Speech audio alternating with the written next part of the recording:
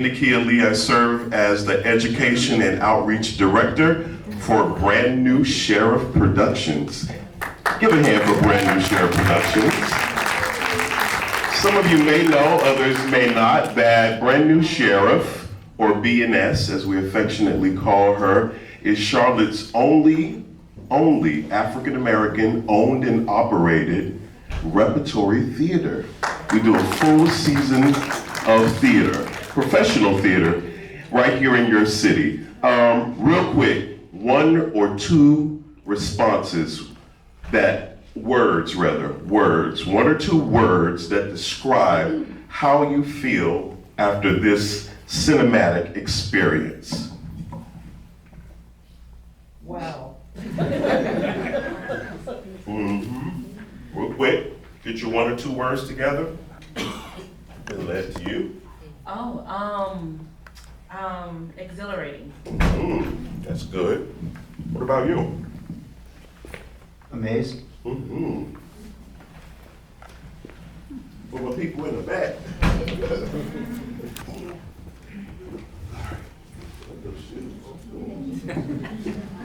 Very powerful. You stole my word. I know, yeah, I'm coming. I don't know if I can play my piano after this. How you feeling? More reflection, the ancestors. Say it again. Ancestors. With you, that's where I am. And over here, vibing, right here. Educated.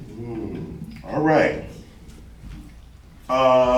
Trivia question. This is a film. It was adapted from a play. Who was the playwright? Who's August Wilson? Don't answer. We're gonna have the founder and artistic director of BNS, Rory D. Sheriff, who is an expert and authority in August Wilson. Some would say he's obsessed with August Wilson. Rory Sheriff, everybody.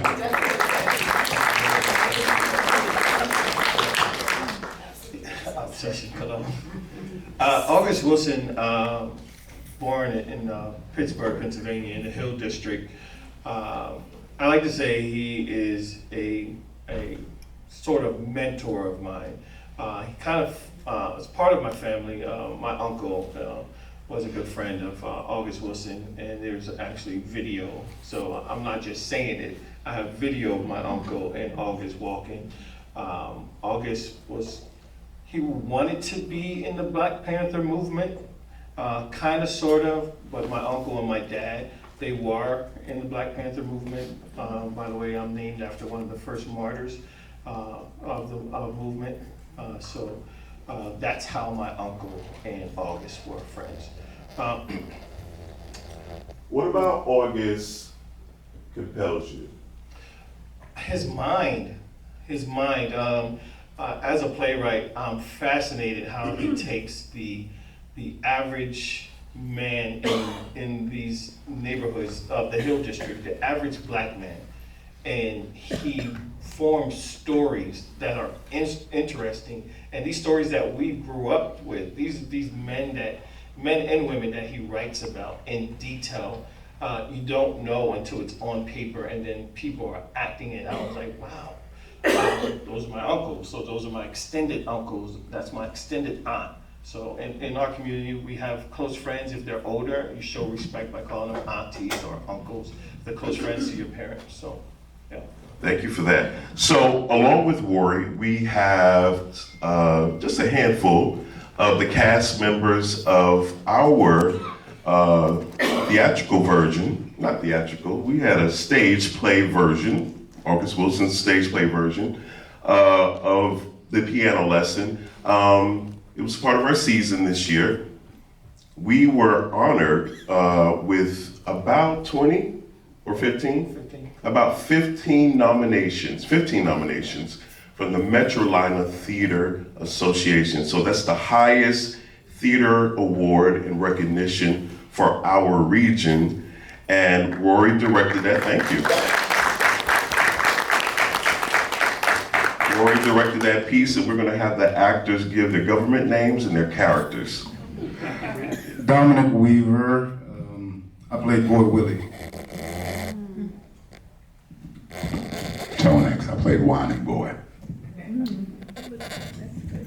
Melody Williams, I played Grace. Grace didn't get a whole lot of love in the movie, but Grace was the character who Boy Willie met at the club that night. In the red dress. In the red dress. In the red dress.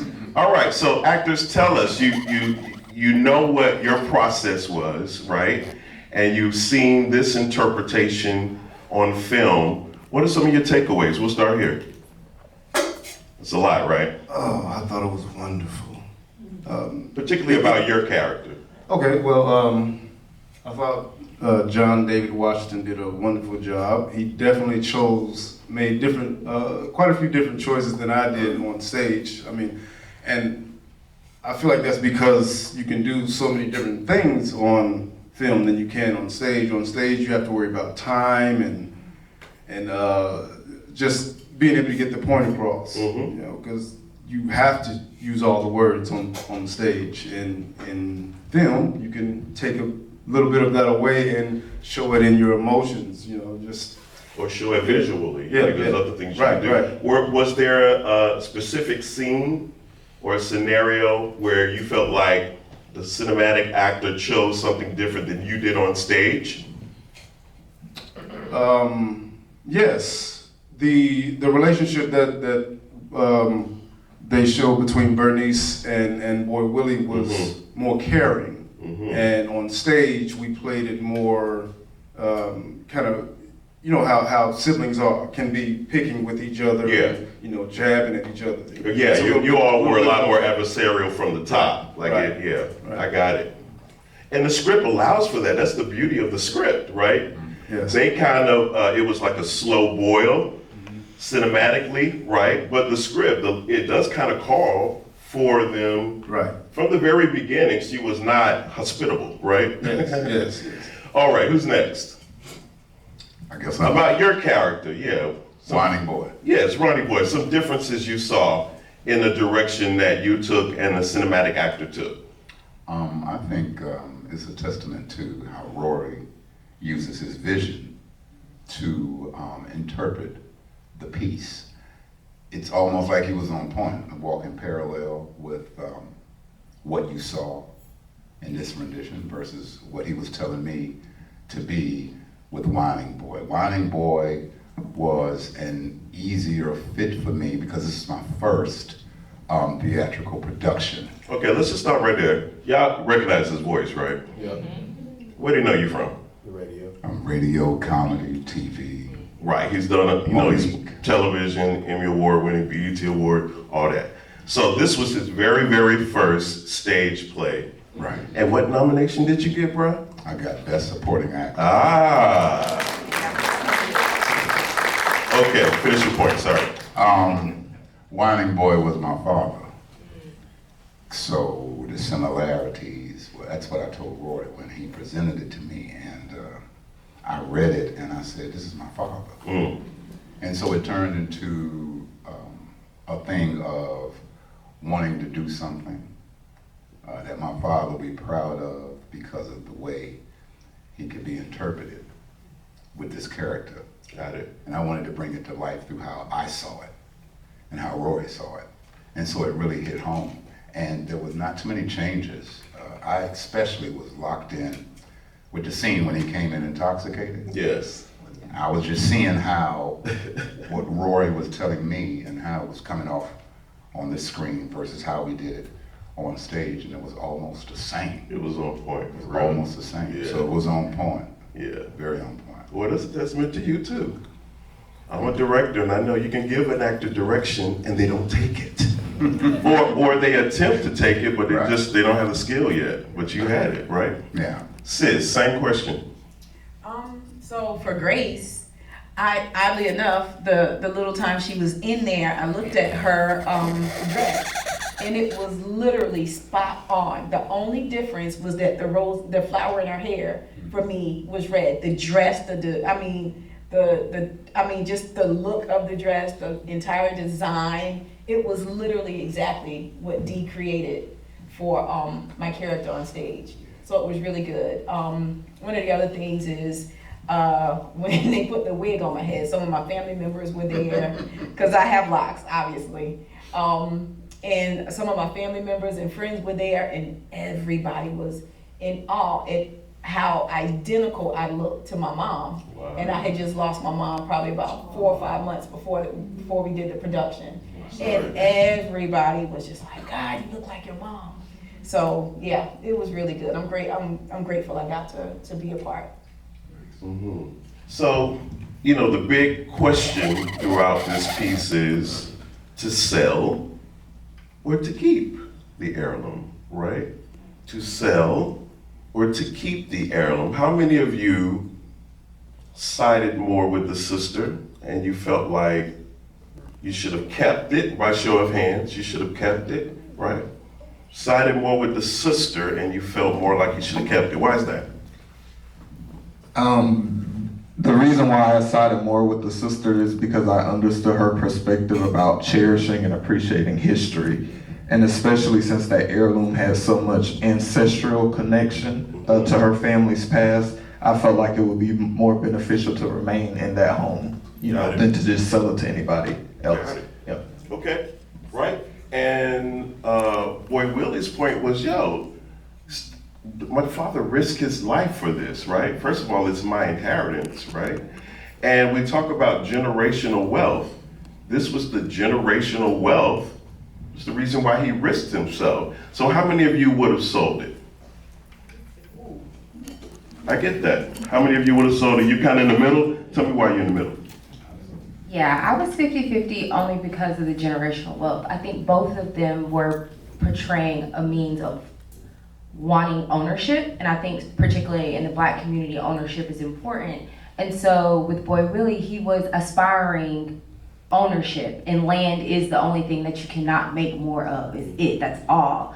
And so I understood his plight in that direction, but I also understood the other side of our history has been erased by so many, over so many generations. And so that's why I was 50-50 the entire time. It was a tug of war. I get that. So there's two forms of wealth, right? Monetary wealth and cultural wealth. There was another hand? Yes, pass the mic. I think what I will say is at first I sided with her, and then it struck me that maybe it was more of a generational curse than it was a for generational wealth.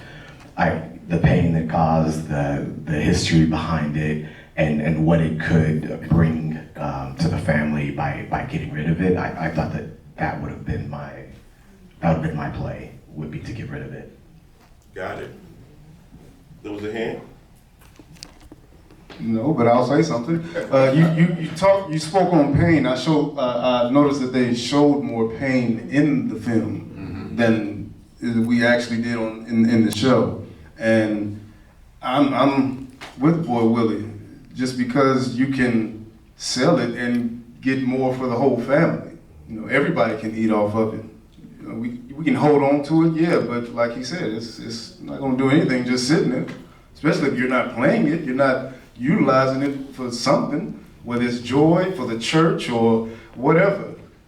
It's just sitting there. So it was nonsense to Boy Willie and myself included. Man does not live by bread alone. Oh. Say that. That is very true. She told you. That's very true, but you know, you can still have that connection with stories that you tell as well. Yeah, and I think the beauty of August's work is it's written in a way, like if you read the script, it's written in a way where neither one is considered righteous, right? You see the value in both perspectives, and both perspectives essentially are right. The reason why I feel that it should not have been sold is because the carvings that were on there depicted their families. It showed the pride that he took in putting those pictures on the piano. He went further than what he was told to do, because he did it with what was in his heart. And so therefore, that is something that could be passed down generation after generation after generation. And that's something that would never, ever be lost. Yeah.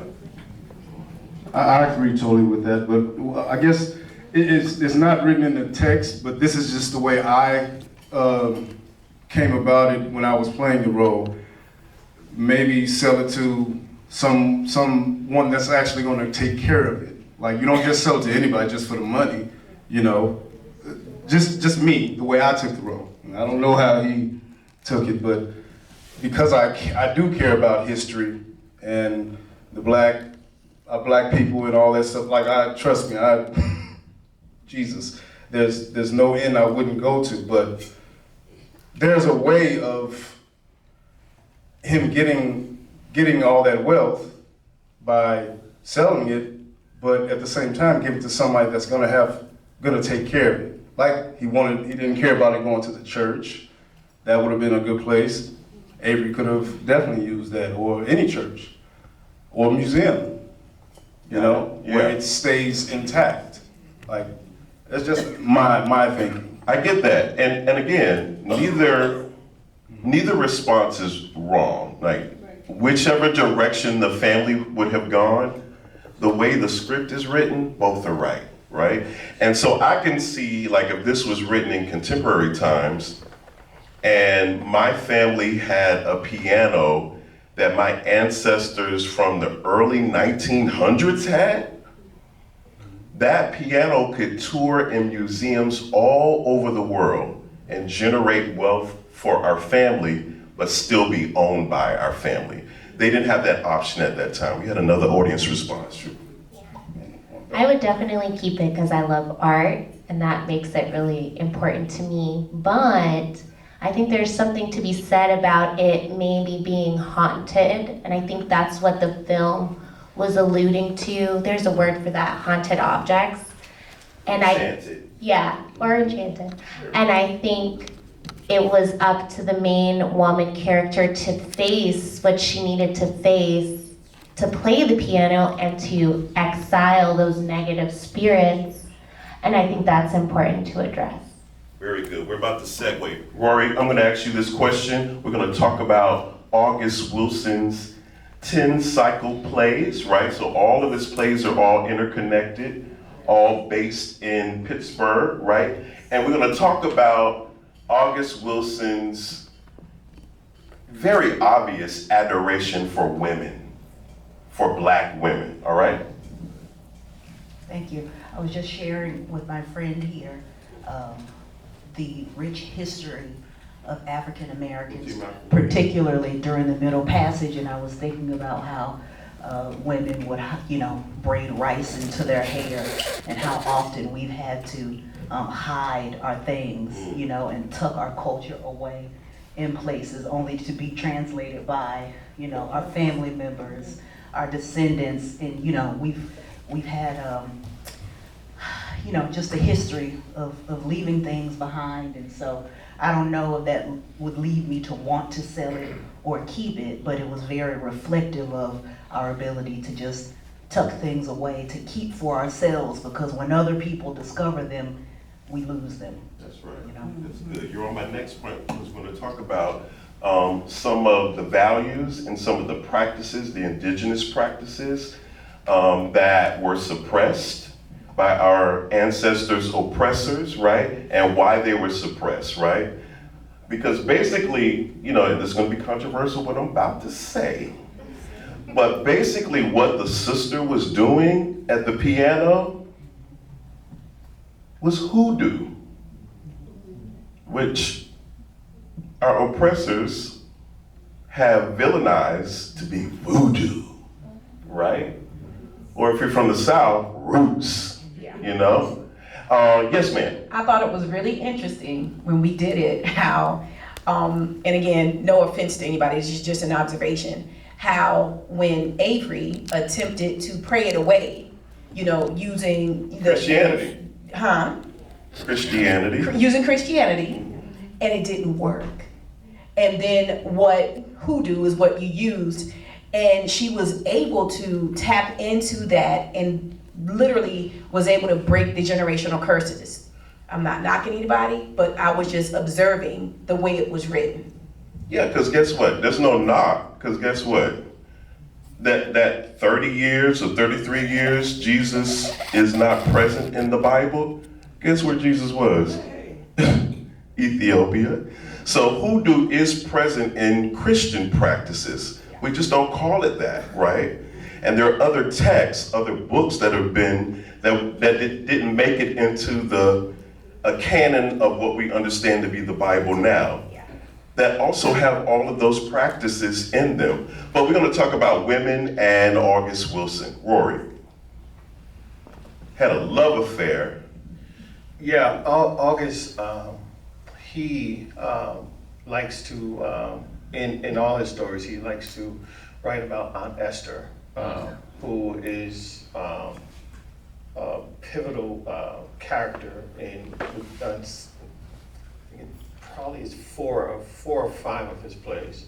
And we talk about Aunt Esther, she's probably 300 some years old. And then he's inspired by his mother and sisters. So he uses the women in his life to inspire and write about them. And a lot of his pieces, like you'll see, like Berniece, like is the only strong woman in there. And he mentioned himself that he takes all these women that inspired his life and pours them into one character, like a Berniece, or if you look at Fences, like a Rose. And so they are a reflection of the women in his family and the women in his neighborhood as well, the Hill District. Thank you. There were so many jewels as it relates to the relationship between Berniece and her daughter. And I hope you all didn't miss it. Like, did you catch it? Like, so somebody tell me like what you got out of that. And I mean like pre-haunting, like her relationship with her daughter pre-haunting, pre the hoodoo moment, right? Anybody got an observation about that? In general, how would you describe what her interaction with her daughter was? Well, something that stood out to me was when she was like, hold your head up. And as a young Black woman, my Nana would always press my hair. And I remember those times, and those are times when you pass down little pieces of wisdom that you don't think they're wisdom. And that just stood out to me as really powerful. And that was a time to like pass on that power. And although throughout the movie, and I don't remember the play, I read it a long time ago, but she's obviously afraid of something within herself.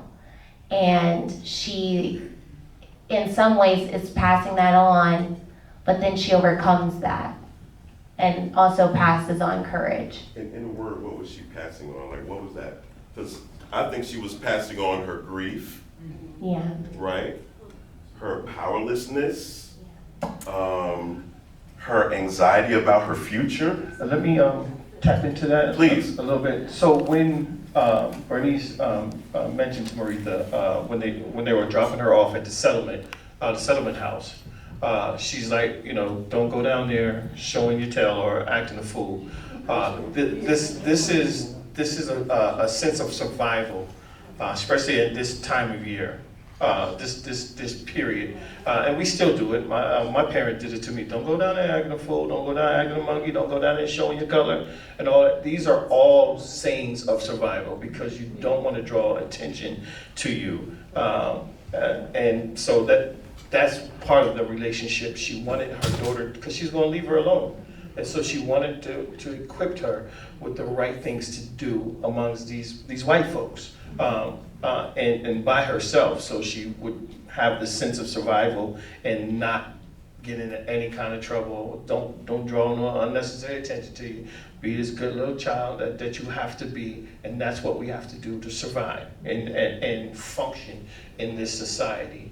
So that's one thing that the mom did, and it could be passing down the anxieties and passing down all that stuff, but that's what you have to protect your children.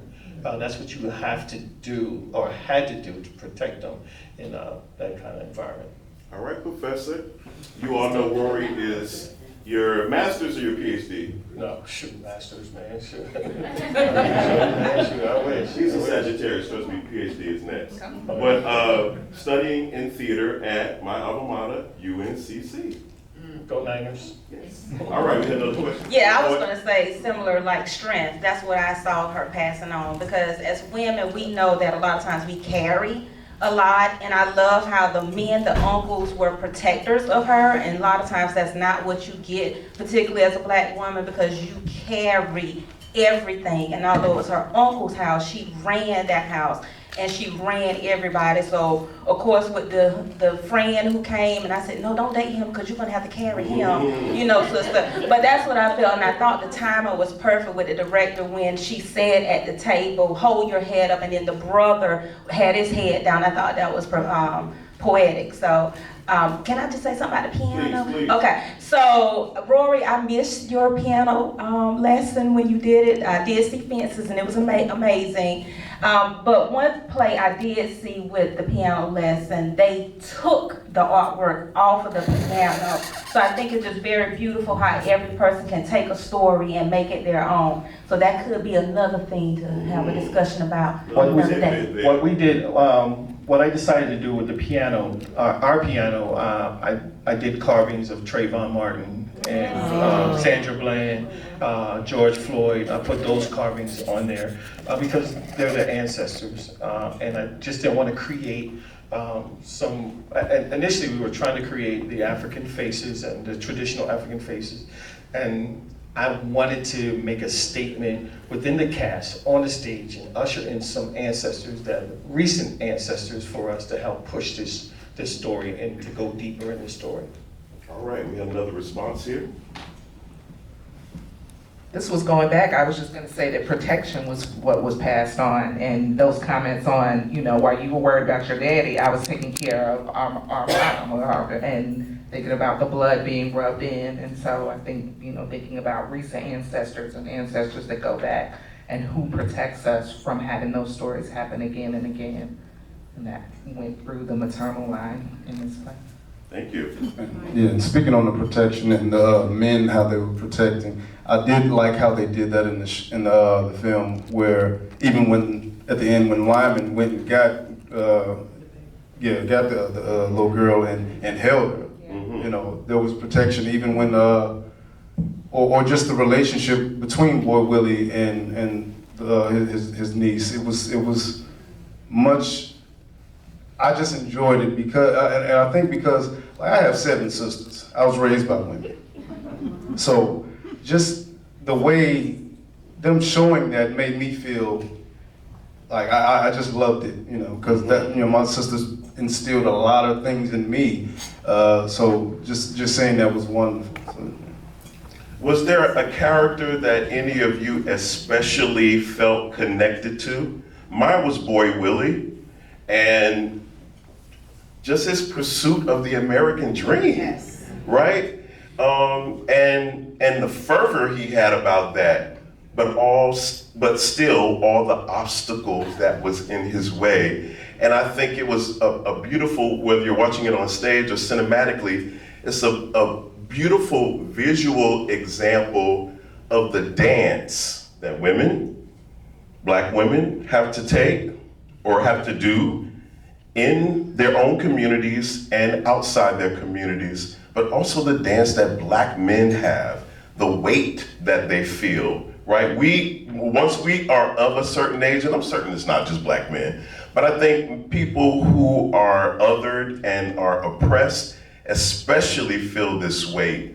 We feel not only the weight of our lifetime, but the generations after us. Like, I don't just wanna have stayed out of jail, and I don't wanna just have been able to provide for myself. Like, you know how hard it's gonna be for the generation after you, so we all feel that extra tax, the black tax, as my grandmother used to call it. Rory? So, before we move on, I want to definitely give a shout out to the entire cast of this movie. John David, I had the opportunity to meet John David after the Broadway show. This kid, this brother, is a spitting image of his dad, Denzel. If you see him on stage, he sounds like, and you can hear it a little bit in the movie too. He sounds, if you close your eyes, he sounds like a younger Denzel. Shouts out to the entire cast, because everybody in this cast, except for Berniece, or the Broadway cast that Denzel and Malcolm chose to cast for this movie. So I found that very, very special, just to see them all go from stage and to go into a film like this. It was just so dope to see that, man. And I can't think, I forget the young lady who played Berniece, but she also played in Harvard They Fall too. She is a very special actress as well. Yeah, so was there any character, yeah, go ahead.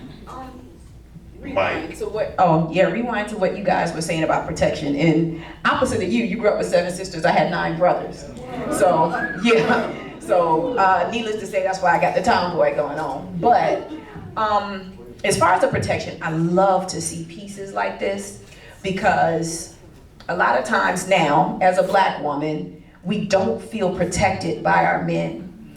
And if you can log on to Instagram, TikTok, anywhere, and it seems like, we're just getting bashed and beat down by our own men, and oh, you're a single mom, but then they forget about the fact that you're only a single mom because some man abandoned his throne, so the protection aspect, watching pieces like this and watching how, yes, Berniece had strength, but nobody felt, quote unquote, emasculated by it.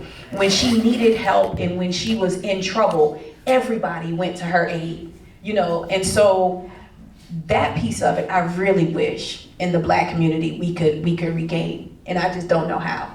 Yeah, I think we are though, right? We are in certain circles and certain families and certain communities, because I grew up in a family where we really, really were probably overprotective of our women, right? So it just kind of depends, right? So you would say you most related to Berniece, and it doesn't have to be gender-based. Yeah, who I'm most related to is probably Boy Willie. Okay, what was the relation? The same thing, right now we're chasing generational wealth, and then the obstacles that you talk about, things like that. And then, our piano is the land that my mother left behind, and the siblings having to struggle over that. I elected to just get out of that conversation and we went another direction. But yes, I absolutely, exactly what he's said is precisely, what we're up against right now. And so, yeah, I definitely relate to him. It's amazing that this work is still relevant in that way, right? Oh, yeah. And we're still talking about these things. Who did you most relate to? What character? Whining boy. Talk to me about it. Whining boy was my father. And so in the Black community, a lot of times the Black father is looked as an endangered species. We're almost treated like a dinosaur. And that's not true. I have 2 boys. And attitude of gratitude. I'm so thankful that I'm in a position where I look forward to things like getting up. I'm talking to him in the morning and taking him to school. I'm so thankful for being able to be at the school to pick him up. Not just because I can pick him up, but because when I look in the line, I don't see a lot of me picking their sons up. So every time my son goes to school, I always ask him, what did he learn? And he'll tell me something that has to do with academics, and I always tell him, the question is not based around school. The question is based around learning. You could have learned something about yourself. You could have learned something about an administrator. Yeah. You could have learned something about life. So having the privilege of being a part of this production and doing a character that was totally intertwined with my father, knowing the kind of relationship that me and my father had. Yeah. And nothing happens by coincidence. It was supposed to be that way. The only character that I would have a deep connection with would be Whining Boy, because Whining Boy was more than a character. Whining Boy was my father. And so now with me taking on this role, it's the same as if I bring my father a grade and it's an A, and all the rest of the kids been getting D's. It makes my father feel proud. Yeah. And he looks at me and sees himself and says, maybe I did 99 things wrong, but this right here is what I did right. So every time that I would hit my mark, and every time that I would do anything, playing the piano, singing the song, it was always like taking a piece of paper to my father and saying, what do you think? Just to hear him say, with this one right here, I did well. So it would have to be Wine and Boy. Boy, that's why you got nominated, because their motivation, you had the motivation. Rory, who do you most relate to? What character? Man, Put your mic to your mouth. as a director, you relate to all the characters. You have to become all the characters to direct all of them. But slightly lean towards Boy Willie, because I'm a dreamer, and sometimes I can just dream without thought and put things into motion and just like, okay, today I want to do this, I'm going to build this building, and I know where to get these bricks and put these bricks down, and I'm probably not going to get the best cement, but I'm still going to build this building. So I'm a dreamer, and sometimes I don't stop to really think things through. So yeah, or I would think my vision through. I'll have tunnel vision and not see everything outside of his. So it's Boy Willie, but I'm starting to grow into Doker. So I'm starting to grow into Doker as time goes on. I can see myself becoming Doker. Another gem is, speaking of Doker, Samuel L. Jackson was the very first whiny boy.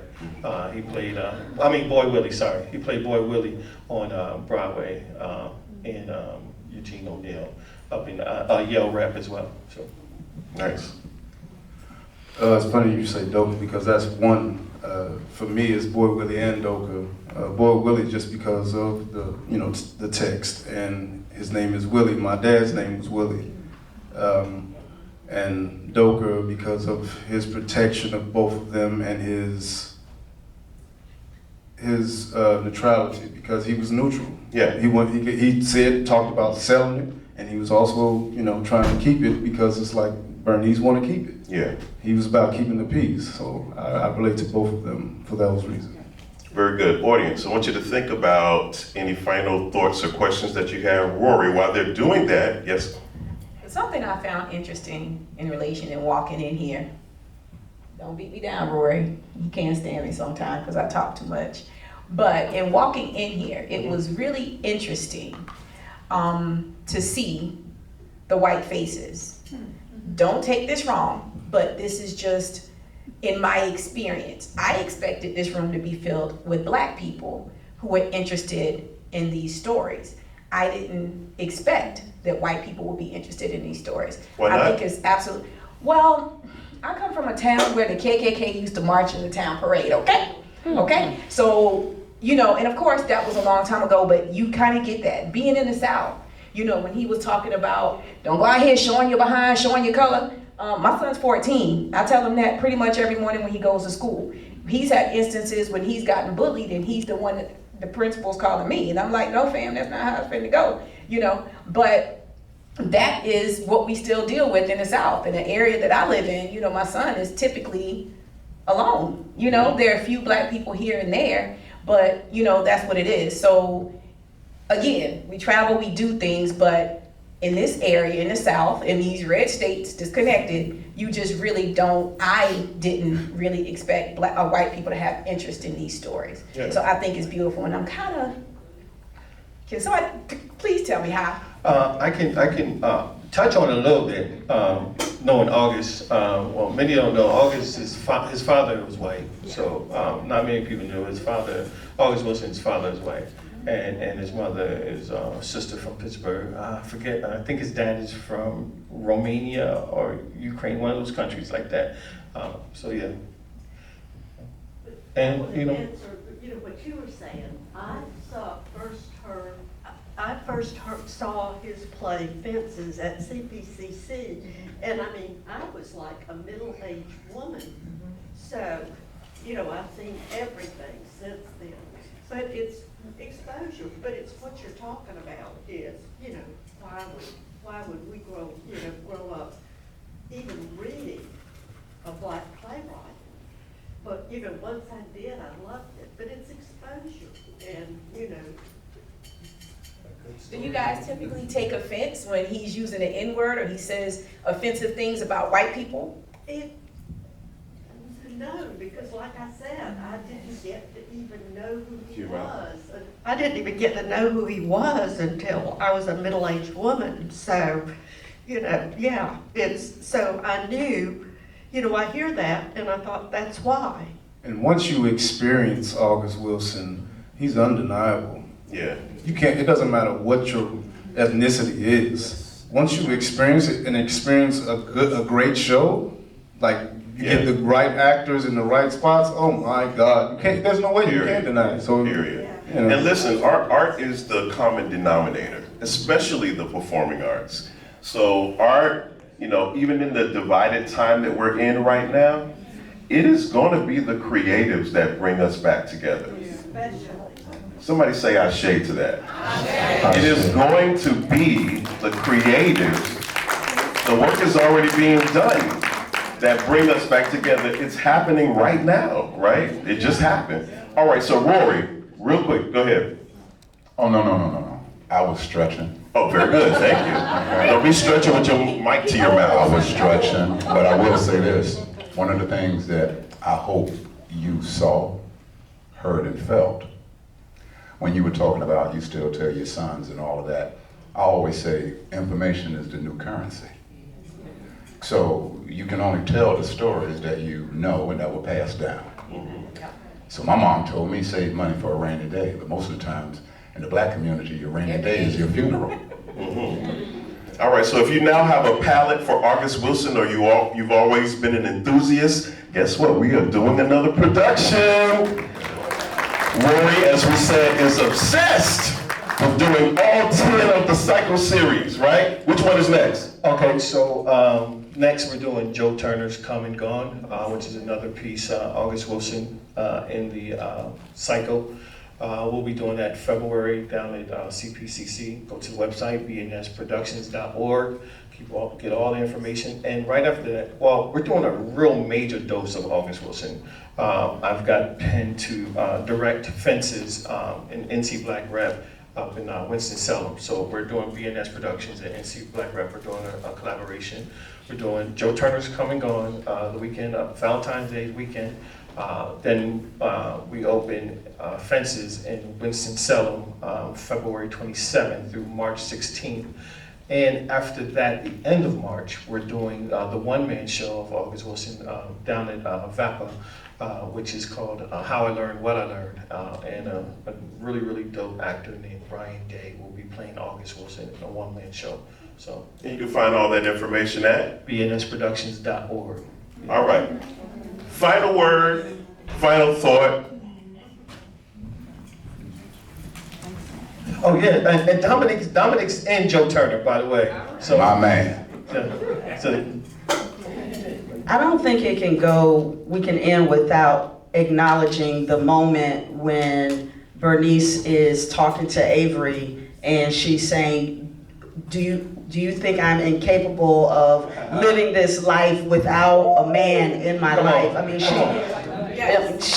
that was like one of the most powerful moments in the film to me, is how she made the case for herself, the case for women, separate from anything or anyone else. And that probably would have been a really feminist view during that time, right? Do you think For sure. Yeah, that would have been an edgy view for that particular Right, time. certainly outside of the lines. Now, but even still, we had single cat ladies come up during the election. So yeah, I think that was... We're making America great again. That means we're going back to Jim Crow. All right, we love you. Independent Picture House, give them a hand. Thank you so much. Thank you so much. We appreciate this collaboration. You all be safe. Check us out, bnsproductions.org.